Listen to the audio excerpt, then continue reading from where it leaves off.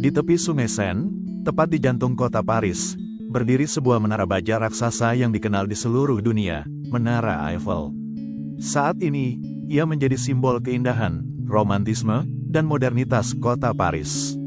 Namun, sedikit orang yang tahu bahwa pada awal kemunculannya, menara ini justru dihujani kritik dan hampir saja tidak pernah berdiri lebih dari 2 dekade. Kisahnya dimulai pada tahun 1887. Saat itu, pemerintah Prancis tengah mempersiapkan Exposition Universelle, atau pameran dunia, yang akan digelar tahun 1889. Acara ini bukan sembarang pameran, ia diadakan untuk merayakan 100 tahun Revolusi Prancis, peristiwa bersejarah yang melahirkan gagasan kebebasan, persamaan, dan persaudaraan. Pemerintah ingin membangun sesuatu yang spektakuler sebagai penanda semangat zaman baru, sebuah monumen modern yang belum pernah ada sebelumnya. Di tengah semangat itu, muncullah sosok Gustave Eiffel, seorang insinyur terkenal yang ahli dalam konstruksi baja. Eiffel mengusulkan rancangan menara setinggi 300 meter, seluruhnya terbuat dari besi tempa. Pada masa itu, ide ini terdengar nyaris mustahil. Belum ada manusia yang membangun struktur setinggi itu dengan logam sebagai kerangka utama. Namun begitu rencana diumumkan, penolakan keras datang dari banyak pihak. Lebih dari 300 seniman dan arsitek Paris menandatangani sebuah petisi yang menolak proyek tersebut. Mereka menyebutnya, menara monster, pabrik cerobong asap raksasa, bahkan aib bagi Paris yang elegan. Surat-surat protes memenuhi koran, menyatakan bahwa menara itu akan merusak keindahan langit Paris yang selama ini dipenuhi kubah, gereja, dan arsitektur klasik. Tetapi Eiffel tidak gentar. Baginya, menara ini bukan hanya tentang seni, melainkan simbol keberanian teknologi manusia. Pembangunan dimulai pada tanggal 28 Januari tahun 1887. Lebih dari 300 pekerja dikerahkan untuk merakit sekitar 18.000 potongan besi tempa, yang berat totalnya mencapai 10.000 ton.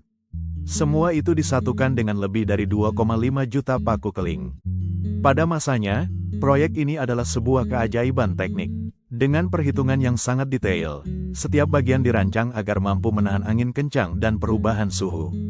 Gustave Eiffel bahkan pernah berkata bahwa menara ini sama sekali tidak berbahaya, karena desainnya mengikuti hukum aerodinamika.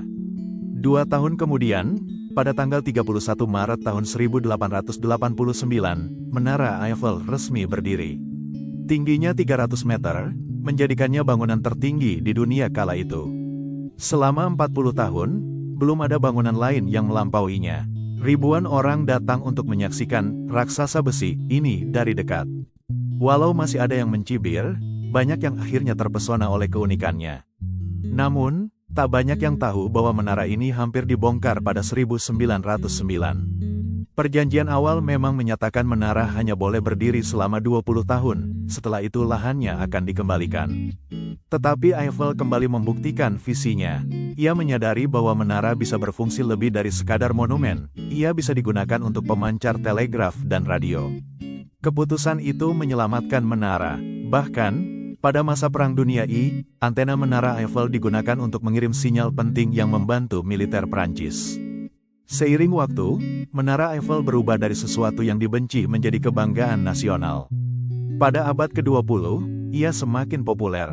Saat malam tiba, lampu-lampu menyala menghiasi seluruh rangkanya.